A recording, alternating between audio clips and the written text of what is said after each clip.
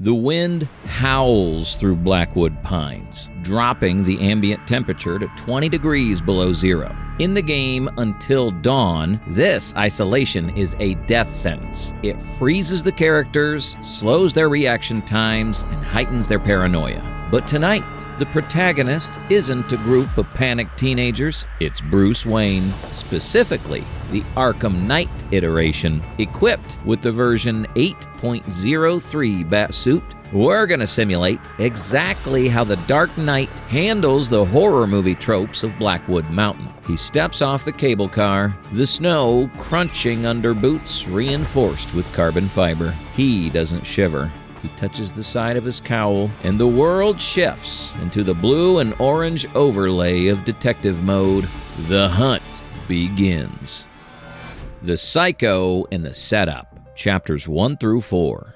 The first act of Until Dawn is a classic slasher setup. You have jump scares, mysterious creaks, and a masked killer known as the Psycho stalking the lodge, which kills rational decision-making. But Batman isn't normal. As he breaches the Washington Lodge, his cowl's sensors map the structural integrity of the building. In the game, a slamming door is a terrifying supernatural event. To Batman, detective mode highlights the hydraulic actuators on the door hinges and the hidden speakers in the walls. The haunting is immediately flagged as a mechanical fabrication. He spots the rigged floorboards and the tripwires for the jump scares before he even steps into the room. The mystery of the Psycho lasts approximately 5 minutes. Batman hears the distinct heartbeat of an individual waiting in the closet, 120 beats per minute, elevated, anticipatory. Batman doesn't open the door. He grapples to the rafters,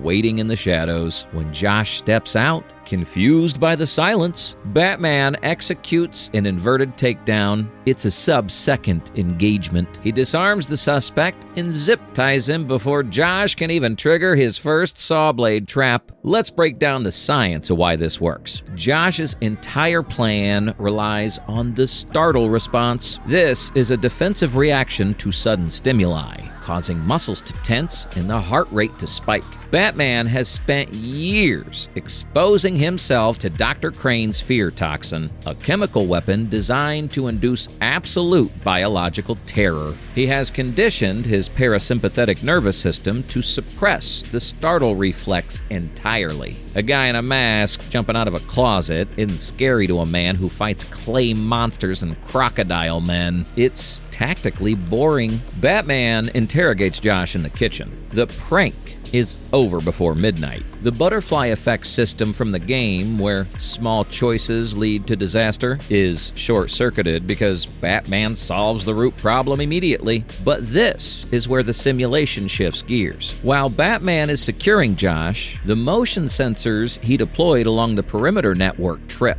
It's not a human signature. The thermal profile is running hot, burning calories at an impossible rate, and moving at 40 miles per hour. A hand ago, the sanatorium Wendigo has breached the guest cabin. Batman leaves Josh secured and steps out into the snow.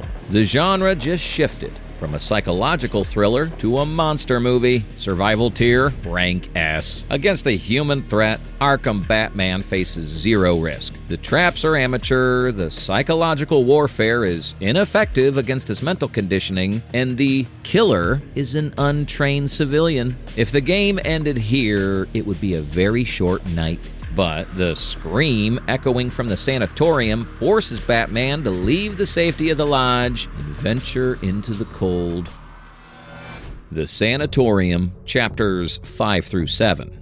The wind howls as Batman grapples across the chasm to the Blackwood Sanatorium. It is a derelict ruin, filled with the rusting history of the 1952 minor tragedy. He enters through a broken roof window. Landing in the chapel, his cowl picks up multiple heat signatures in the psychiatric wing below. They aren't human. They are emaciated, elongated, and their skin temperature is running unnaturally hot. He drops into the confinement ward to investigate. A minor Wendigo, still wearing the rotting tatters of 1950s work gear, screeches at the intrusion. Batman attempts a standard takedown, a martial arts strike aimed at the nerve cluster in the shoulder to incapacitate the target. Here is where physics gets in the way, but Wendigo physiology is fundamentally different. The curse calcifies the skin, turning it into a biological armor harder than Kevlar or concrete. Batman's fist connects, but the kinetic energy doesn't transfer into damage. It bounces off rock-hard dermis. The creature doesn't even flinch. It swipes back. Let's analyze the counterstrike. A Wendigo possesses superhuman strength, capable of decapitating a human with a single pull. The claw connects with Batman's chest plate. The V803 suit is made of a tri-weave titanium-coated fiber mesh. It's designed to stop bullets and knife slashes. The claws don't penetrate the mesh, so Batman isn't disemboweled like a typical Until Dawn character would be. However, the laws of momentum still apply.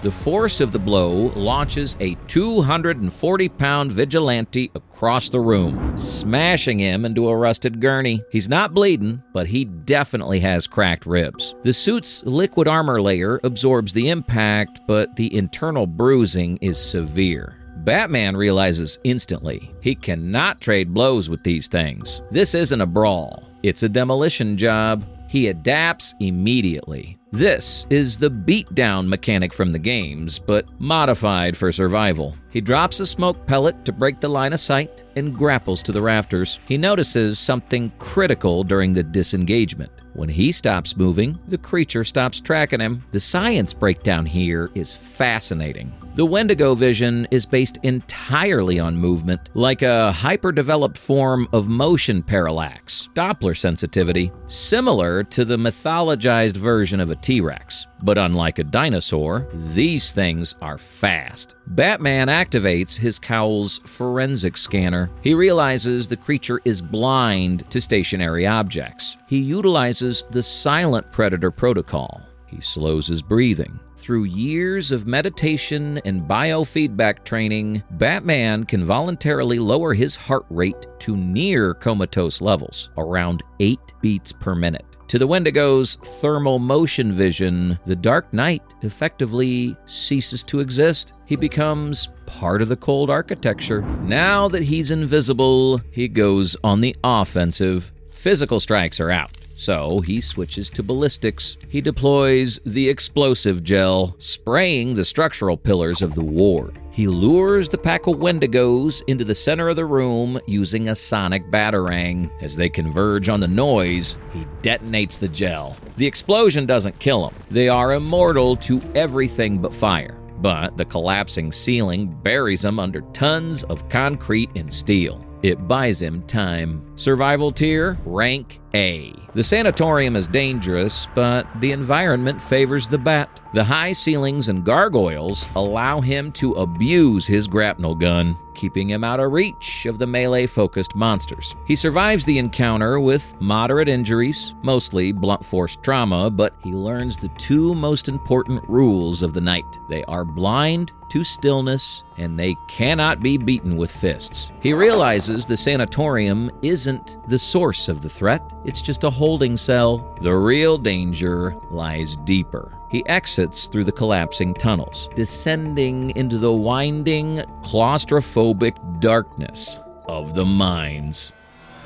The Mines and the Stranger, chapters 8 and 9. The descent into the mines changes the tactical geometry entirely. In the mines, he's forced into a two-dimensional fight. The tunnels are cramped, unstable, and pitch black. This is where the game introduces the Stranger, Jack Fiddler. In the original story, this is a tense standoff where teenagers scream and panic. For Batman, it's an intelligence-gathering opportunity. Batman intercepts the Stranger before the man can even level his weapon. He doesn't disarm him aggressively. Instead, Detective Mode analyzes the weapon in real time. He notes the pressurized tanks, the pilot light, and the scorched earth around them. The conclusion is instant. The creatures are vulnerable to extreme heat. Standard ballistics failed, but thermal shock destroys the integrity of their armor. This changes the loadout strategy immediately. However, he does carry a remote electrical charge and smoke pellets. He quickly modifies his batarangs, coating them in a makeshift accelerant scavenged from the stranger supplies, creating makeshift incendiary rounds. But the prep time is over. The Handigo, the alpha Wendigo that was once Hannah Washington, ambushes him, but instead of running and screaming, Batman utilizes the line launcher. As the mine shafts collapse and the floor gives way to grinding ore crushers, Batman fires the zipline device. The gadget creates a tightrope across the abyss, allowing him to traverse gaps that even the Wendigo struggles to navigate without momentum. Unlike the game, where the strangers decapitated due to a split-second delay, Batman's incendiary cover fire allows them both to retreat to the elevator. Let's look at the physics of this chase. When the Wendigo charges at full speed, it cannot corner effectively. It slams into walls, losing momentum. Batman, using the grapnel boost and line launcher, can corner instantly. However, the chase leads to a dead end, the elevator shaft. This forces the most iconic mechanic of Until Dawn, the Don't Move segment. The creature is inches away. Its breath fogs the cowl's lenses. In the game, you have to hold your controller perfectly still.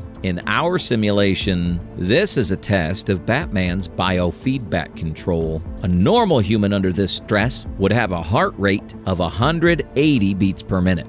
Involuntary micro-tremors caused by adrenaline would give him away. The Wendigo sees movement. No matter how small, Batman engages a technique similar to the Tibetan monk practice of Tumo, but weaponized. He drops his heart rate to 8 beats per minute.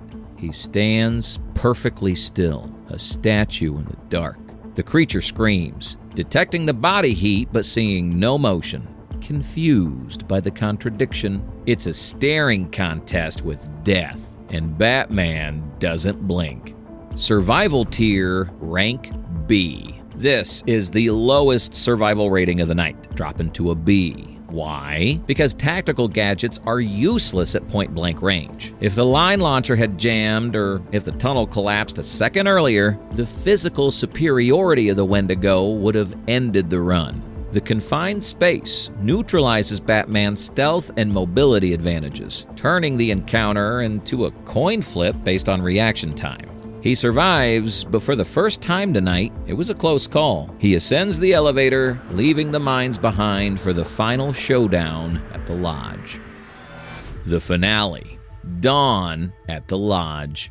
The sun is still hours away as Batman breaches the Washington Lodge for the final stand. The climax of Until Dawn is traditionally a chaotic scramble where the survivors must stand perfectly still while the creatures tear the room apart. For the Dark Knight, this isn't a scramble. It's a calculated trap.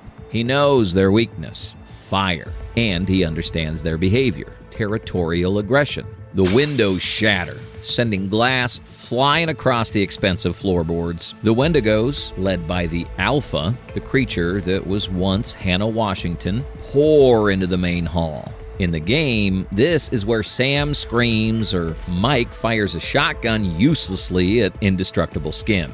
Batman stands in the center of the room, perfectly calm. He deploys a sonic batarang, but he doesn't throw it directly at them.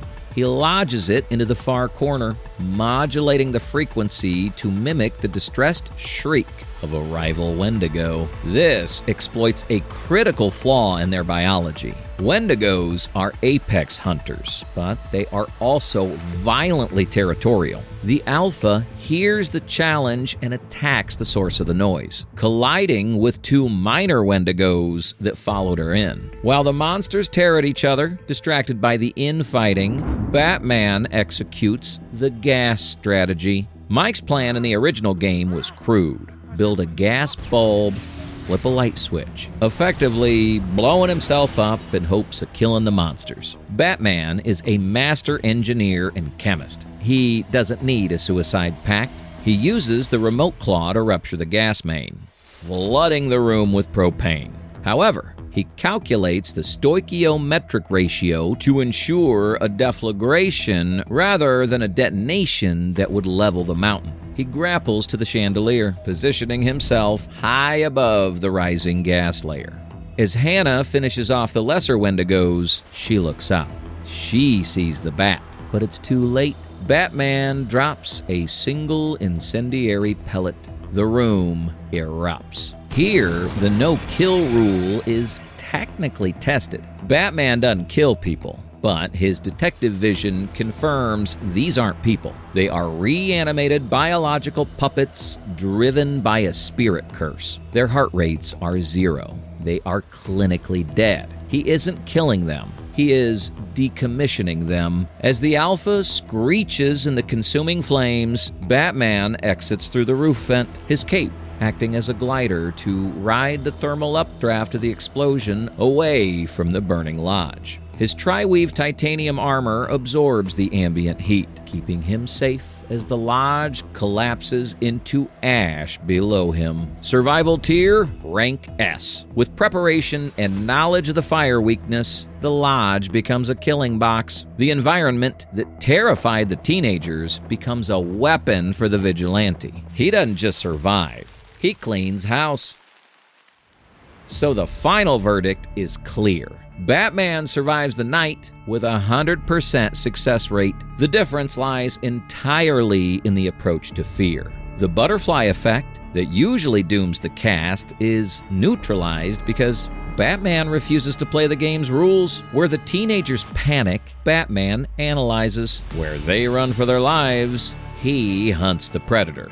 He turns a survival horror game into a tactical action thriller, dismantling the supernatural threat before the sun even rises. Which horror game universe should the Dark Knight dismantle next? Leave a comment with your suggestion.